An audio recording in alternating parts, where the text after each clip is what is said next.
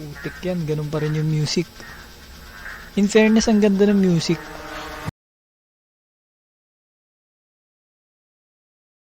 So, bawal magugulatin dito mga lods. Yan. Bawal kayong magulat.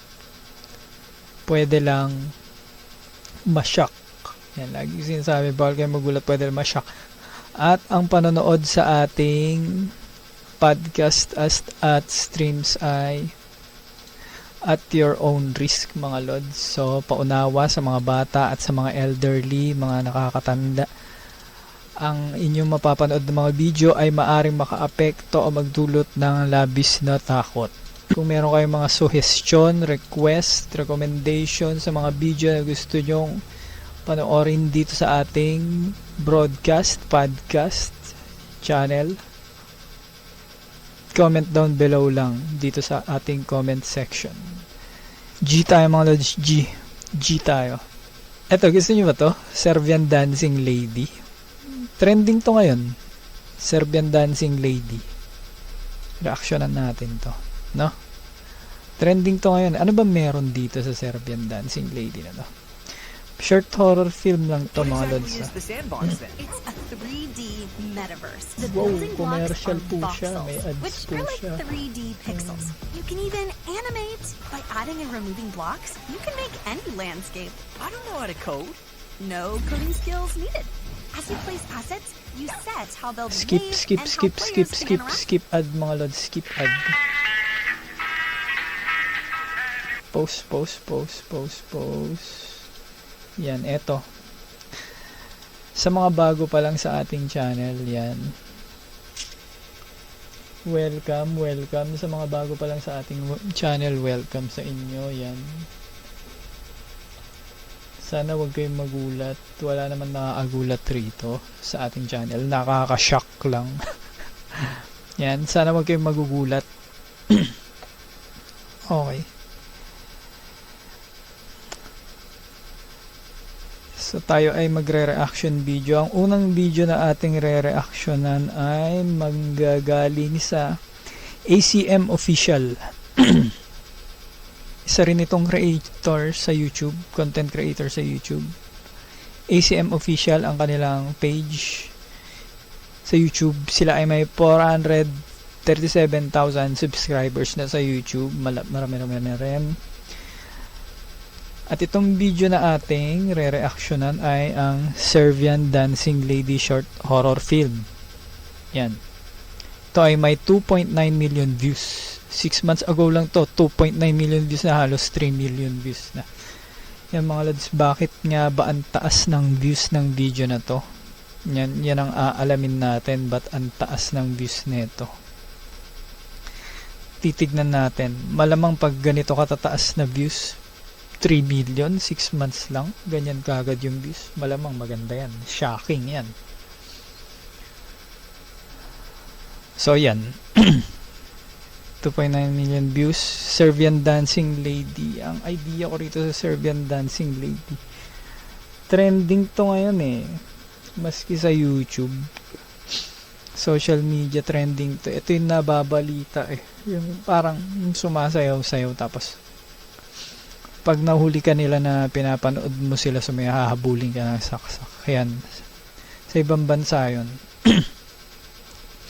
Ewan, may Serbian Dancing Lady na rin dito sa Pinas. Meron na ba? Ibang Dancing Lady pa lang. Yan, wala pa, no? Sa ibang bansa pa lang. Play natin to mga lods. Re-reactionan natin to. Play natin to. Yan. Naririnig na ba? Check ko lang ha, naririnig na ba? Yan, naririnig na, napapanood na. Oh, ano nangyari? Ano nangyari sa music? Pinapakinggan ko yung music eh, parang bagong-bago eh. Ba't parang nag-iba. Nag-iba yung beat. Tang, tang, tang, tang. Parang mas maganda nga eh. Kaso mga lods, may sumasayaw. Sino ba yung sumasayaw na yan? Ito na yun. Ito na yun mga lods. Binidyo niya pa. Wrong move mga lods, wrong move. Binidyo niya pa. Jeez, ang creepy ng itsura mga lods. May kutsilyo. May kutsilyo mga lods, may kutsilyo. Oh shit. Oh shit. Kalma mga lods, kalma. Kalma lang. Serbian nga to. Ganda mga lods, ganda. Serbian dancing lady nga to. Ang galing ha. Thumbs up sa ACM official, ang ganda. Umpisa pa lang, ang ganda. Kita pa rin siya kahit bilisan mo, takbo, takbo hanggang may lupa. Takbo hanggang may lupa. Ayan. Nasaan siya? Parang apartment yata yung napasok niya. Bahay niya na ba yan? Bahay niya na ba yan? Wala na. Safe na siya. Nalock niya na eh. Safe na siguro yan, no? Oh, nanood na siya ng TV. Putik yan. Ganun pa rin yung music. In fairness, ang ganda ng music.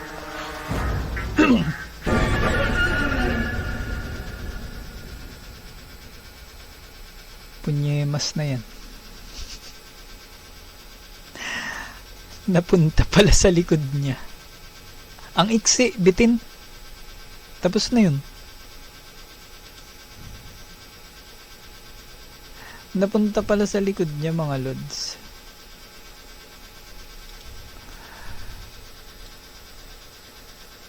Akala ko ano siya tawag dito. Akala ko ano pa uli siya, parang magpapaikot-ikot pa, magi-stumble pa siya ron sa loob ng kwarto. Tapos may kipag ano pa siya, babangga-banggain pa nung dancing lady yung pinto. Hindi, nakapasok na pala. Nagulat ako ron, muntik lumuha mata ko ron. So ganun pala yun. Yan, ang iksi niya, no, mga lods, no. Yan, pagkakaintindi ko ron sa film na yun, parang gumawa sila ng concept, parang representation para i-reenact yung story ng Serbian dancing lady na trending nga ngayon sa social media. Across nag-i-English pa kasi across all platforms. Yan, trending yung Serbian dancing lady ngayon. Yan. Madalas din i-reaction ni Boss Rino yan eh. Serbian dancing lady. Yan, trending nga ngayon yan. Ginawan nila ng parang filming, reenactment. Bitin, no? Bitin.